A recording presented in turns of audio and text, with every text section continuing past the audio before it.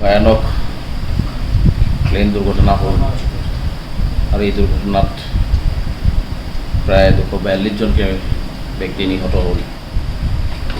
এই ঘটনাটোত আমি সঁচাকৈ সকলোৱে মৰ্মাহত হৈছোঁ আৰু আমি সদৌ অসম সংখ্যালঘু ছাত্ৰ ইউনিয়নৰ ফালৰ পৰা নিহতসকলৰ আত্মাৰ চিৰশান্তি কামনা কৰিছোঁ আৰু যিসকল এই দুৰ্ঘটনাত আহত হৈ আছে তেখেতসকলৰ আহু আৰোগ্য কামনা কৰিছোঁ আৰু আমি ঈশ্বৰৰ ওচৰত প্ৰাৰ্থনা জনাইছোঁ এনেকুৱা দুৰ্ঘটনা যাতে আৰু নহয় আৰু কোনো যাতে এনেকুৱা দুৰ্ঘটনাত পতিত হৈ আমাৰ মাজৰ পৰা যাবলগীয়া নহয়, এইখিনিও আমি নেদেখাজনৰ ওচৰত প্ৰাৰ্থনা কৰিছোঁ।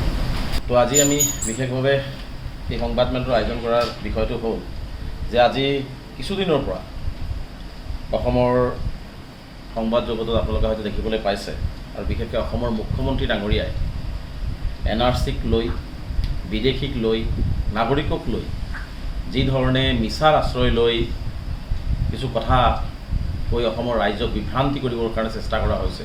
কিন্তু কোনো স্বদেশী মানুহ অত্যাচাৰিত হ'ব নালাগে, কোনো ভাৰতীয় নাগৰিক অত্যাচাৰিত হ'ব নালাগে। আৰু বিশেষকৈ অসমত সংখ্যালঘু সমাজ, বিশেষকৈ ধৰ্মীয় সংখ্যালঘুসকল এই নাগৰিকত্বৰ নামত সময়ে সময়ে তেওঁলোকে পৰীক্ষা দি আহিছিলে।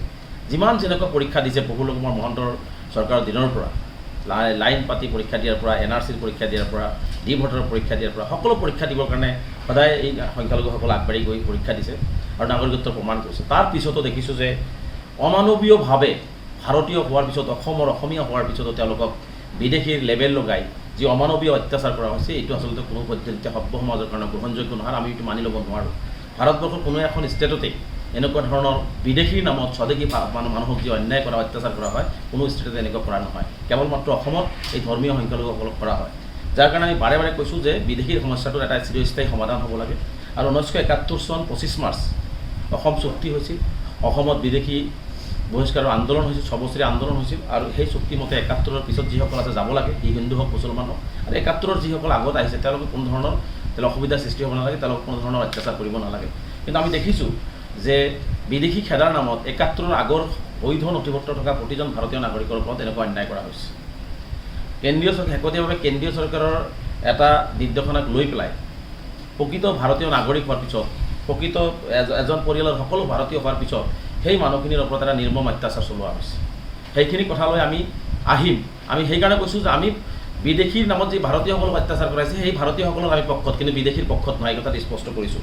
যি ধৰণে অসমৰ ৰাইজক অসম বিধানসভা যি ধৰণে মিছাৰ আশ্ৰয় লৈছে, সংবিধানৰ মুৰব্বী হৈ সংবিধানৰ শপত খাই, সেই কথাখিনি আজি আমি ক'ব বিচাৰিছোঁ।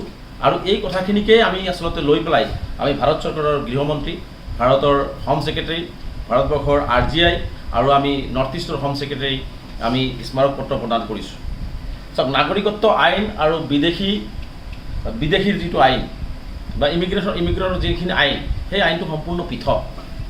কাৰণ নাগৰিকত্ব আইনটো হৈছে 1950 চনৰ মুখ্যমন্ত্ৰী যিটো আইনৰ কথা কৈ আছে, সেইটো হৈছে বিদেশী বা প্ৰব্ৰজনকাৰীসকলৰ আইন। তাত সেই আইনৰ জৰিয়তে প্ৰব্ৰজনকাৰীক চিনাক্ত কৰিব, বিদেশী চিনাক্ত কৰিব, তাত আমাৰ ক'বলগীয়া নাই।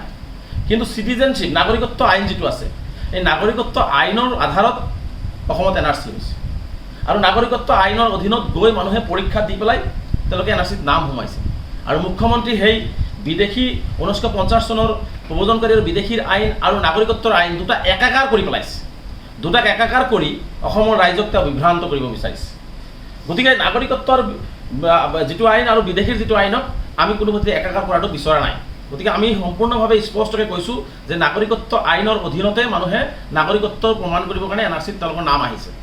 আৰু এইটো কথাও স্পষ্ট যে 2019 চনৰ আগষ্ট মাহত যেতিয়া NRC হৈছিলে, সেই NRC হোৱাৰ পিছত 2019 চনৰ 2 ছেপ্টেম্বৰত ভাৰতৰ বিদেশ মন্ত্ৰালয়, ভাৰতৰ গৃহ মন্ত্ৰালয়ে তেওঁলোকে প্ৰেছ বিবৃতি যোগে স্পষ্ট কৰি দিছে যে যিসকল মানুহৰ নাম NRCত অহাটোতো বাদেই, যিসকল মানুহৰ নাম NRCত অহা নাই সেইসকল মানুহকো তেওঁলোকে হাত দিব নোৱাৰে। তেওঁলোকে আইনী প্ৰক্ৰিয়া, আইনী সা সুবিধা সকলোখিনি শেষ নোহোৱালৈকে তেওঁলোকে ভাৰতবৰ্ষৰ সকলো ধৰণৰ সুবিধা ভোগ কৰিব পাৰিব। কিন্তু মুখ্যমন্ত্ৰীয়ে বিদেশী প্ৰব্ৰজনকাৰী আইন আৰু নাগৰিকত্ব আইনক একাকাৰ কৰি তেওঁ NRC নামানো বুলি যি কথা কৈ আছে, তেওঁ NRCখন এই ভুল হৈছে বুলি কৈ আছে, বহু বিদেশীৰ নাম অন্তৰ্ভুক্ত হৈ আছে বুলি কৈছে। এই যে তেওঁ এই কথাটো যে কৈছে, এই কথাটোত আমি তীব্ৰ বিৰোধিতা কৰিছোঁ। কাৰণ মুখ্যমন্ত্ৰীয়ে জনা উচিত, মুখ্যমন্ত্ৰী আইনৰ ছাত্ৰ, মুখ্যমন্ত্ৰীয়ে জনা উচিত যে NRCখন হৈছে মহামান্য উচ্চতম ন্যায়ালয়ৰ নিৰীক্ষণত ভাৰত চৰকাৰৰ জৰিয়তে আৰু মানুহৰ নাগৰিকত্ব চাব পাৰে, নাগৰিকত্বৰ কথাটো আলোচনা কোনে কৰে? কেন্দ্ৰীয় চৰকাৰে।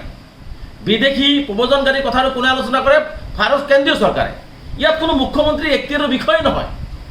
আৰু এই চিটিজেনশ্বিপ এক্টৰ আণ্ডাৰত ভাৰত চৰকাৰে মহামান্য উচ্চতম ন্যায়ালয়ৰ নিৰীক্ষণত NRC কৰিছে। ইয়াত মুখ্যমন্ত্ৰীয়ে NRC নামানো, NRCত মানুহ ভুলকৈ নাম আহিছে, NRCত মানুহ ভুলকৈ নাম সোমোৱাইছে, এইবোৰ কথা কোৱাৰ মই ভাবোঁ যে মুখ্যমন্ত্ৰীৰ নৈতিক অধিকাৰেই ইয়াত নাই।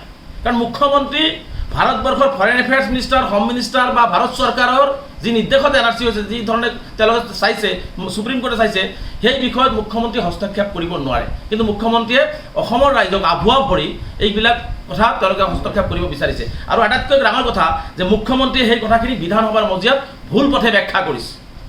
আজি নাজানো অসমৰ সংখ্যালঘু বিধায়কসকলে কিয় এইটো সজৰে উত্থাপন নকৰিল। আমি সেই ঠাইত থাকিলে অন্তত প্ৰিভিলেজ মোচন আমি আনিলোঁ সেই মুখ্যমন্ত্ৰীৰ বিৰুদ্ধে।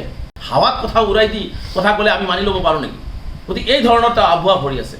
লগতে আৰু এটা কথা ইয়াত কোৱা হৈছে যে NRCত বহু মানুহে ভুৱাভাৱে নাম উঠাইছে। এতিয়া মই স্পষ্ট কৰিব বিচাৰিছোঁ যে যিসকল বিদেশী আইন বা 1950 চনৰ ইমিগ্ৰেণ্টছ এক্টৰ জৰিয়তে তেওঁলোকৰ NRCৰ পৰা নাম বাদ পৰা বা NRCৰ পৰা নাম খাৰিজ কৰাৰ ক্ষেত্ৰত মুখ্যমন্ত্ৰীয়ে যিটো কথা কৈছে এইটো সম্পূৰ্ণ অবৈধ।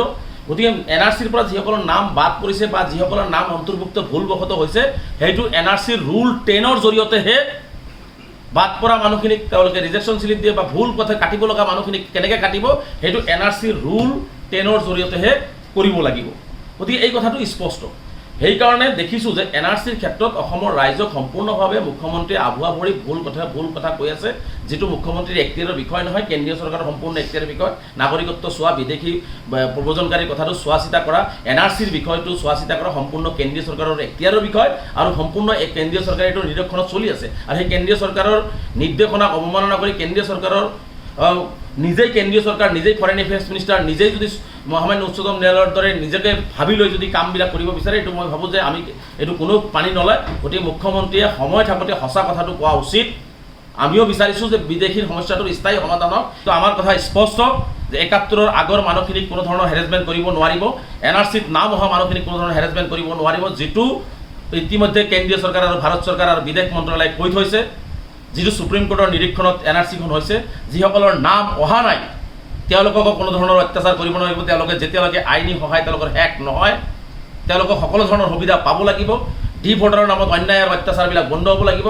আৰু স্বদেশী ভাৰতীয় পৰিয়ালৰ প্ৰতিজন মানুহ ভাৰতীয়, এজন মানুহক তেওঁলোকে বৰ্ডাৰ পুলিচ আৰু এপ্টিকটৰ বলি কৰাই তেওঁলোকে যি ধৰণে ভাৰতীয় নাগৰিকক অন্যায় কৰাইছে বা অন্যায় কৰিবলৈ চেষ্টা কৰা হৈছে, এইবোৰ বন্ধ হ'ব লাগিব।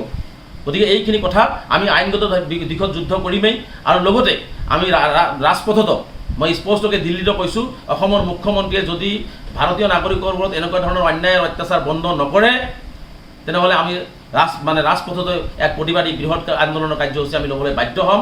আৰু আমি স্পষ্টকৈ কৈছোঁ, বিদেশী খেদক, যিখন দেশত বিদেশী খেদিব 71ৰ পিছত সেইখন দেশৰ লগত আলাপ আলোচনা কৰি তেওঁলোকে বিদেশী খেদক, আমাৰ আমচুৰ সহযোগিতা থাকিব। কিন্তু 71ৰ আগৰ NRCত নাম অহা, নাম নহা, ভোটাৰ হৈ থকা, কেছ চলি থকা ভাৰতীয়সকলৰ, যিসকল ভাৰতীয় তেওঁলোকৰ 14 পুৰুষ ভাৰতীয়, তেওঁলোকৰ কোনো ধৰণৰ হাত দি অত্যাচাৰ কৰিলে কিন্তু অসম চৰকাৰে ইয়াৰ পৰিণাম ভুগিব লাগিব।